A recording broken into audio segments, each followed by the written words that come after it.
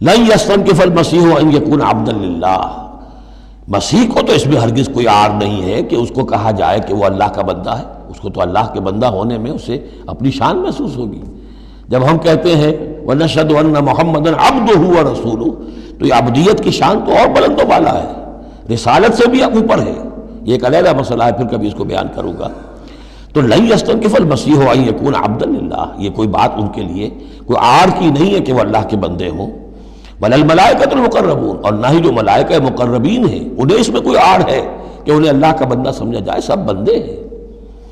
ومن یستنکف عن عبادتہ ویستکبر، اور جو کوئی بھی عار سمجھے گا اللہ کی بندگی میں اور استکبار کرے گا، تکبر کرے گا، فسیحشرہم الیہ جمیعا، تو پھر اللہ تعالیٰ ان سب کو اپنے پاس لے آئے گا، جمع کرے گا۔ فاما الذین آمنوا وعملوا الصالحات، تو جو لوگ ایمان لائے ہوئے ہوں گے اور جنہوں نے نیک عمل کیے ہوں گے، فیوفیہم اجورہم، تو انہیں ان کے پورے پورے اجر دے گا، پورے پورے۔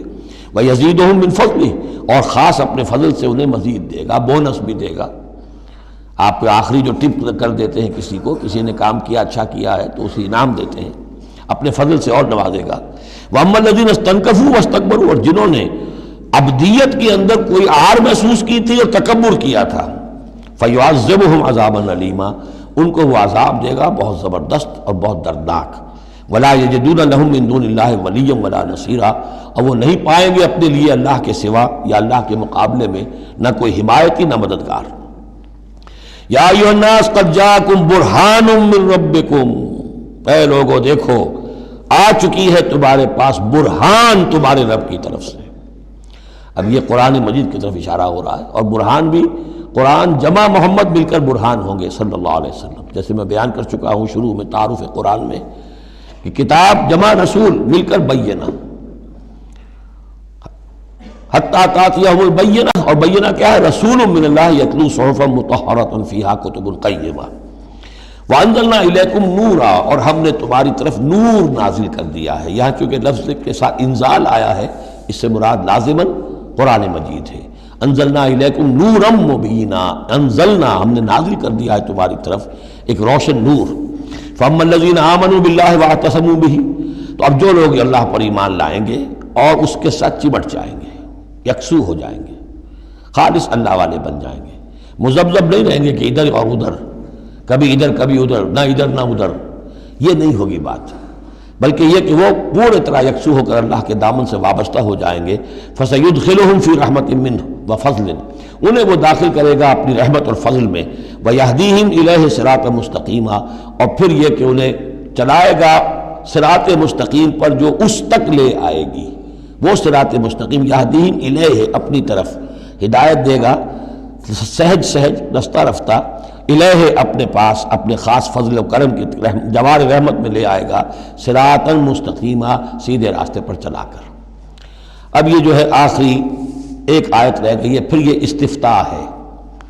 قانون وراثت میں جو ایک لفظ آیا تھا کلالہ، اور کلالہ کے بارے میں آیا تھا کہ اس کے اگر بہن بھائی ہوں تو ان کی وراثت کا حکم یہ ہے، وہ لوگوں پر واضح نہیں ہو سکا تھا، جیسے کہ خواتین کے بارے میں بعض اور مسائل واضح نہیں ہو سکے تھے۔ تو یستفتونک، اے نبی یہ آپ سے فتویٰ مانگ رہے ہیں، وضاحت چاہ رہے ہیں۔ قل اللہ یفتیکم فی الکلالہ، کہو کہ اللہ تعالیٰ تمہیں کلالہ کے بارے میں مزید وضاحت دے رہا ہے، فتویٰ دے رہا ہے، حکم بتا رہا ہے۔ ان امرؤ ہلک لیس لہ ولد ولہ اخت، اگر کوئی شخص مر گیا، فوت ہو گیا اور اس کا کوئی اولاد نہیں ہے، اور کلالہ اس کو کہتے ہیں اولاد بھی نہ ہو والدین بھی نہ ہو، ولہ اخت، اور اس کی ہو ایک بہن، فلہا نصف ما ترک، تو وہ ایسے ہی ہے جیسے ایک بیٹی ہو تو اسے آدھا ملے گا، تو اس کے مطابق اس کو آدھا مل جائے گا۔ وَهُوَ يَرِثُهَا إِن لَّمْ يَكُن لَّهَا وَلَدٌ، اور کلالہ اگر عورت تھی اور اس کے کوئی اولاد نہیں، کوئی والدین نہیں، تو اس کا پورا وارث اس کا بھائی بن جائے گا، پھر پوری جو اس کی دولت ہے، اس کی وراثت اس کے بھائی کو چلی جائے گی۔ وَإِن كَانَتْ اثْنَتَيْنِ فَلَهُمَا الثُّلُثَانِ مِمَّا تَرَكَ، اور اگر وہ بہنیں جو ہیں وہ 2 سے زائد ہوں یا 2 ہوں تو 2/3 میں وہ شریک ہو جائیں گے۔ وَإِن كَانُوا إِخْوَةً رِجَالًا وَنِسَاءً، اور بہن بھائی ہوں بہت سے،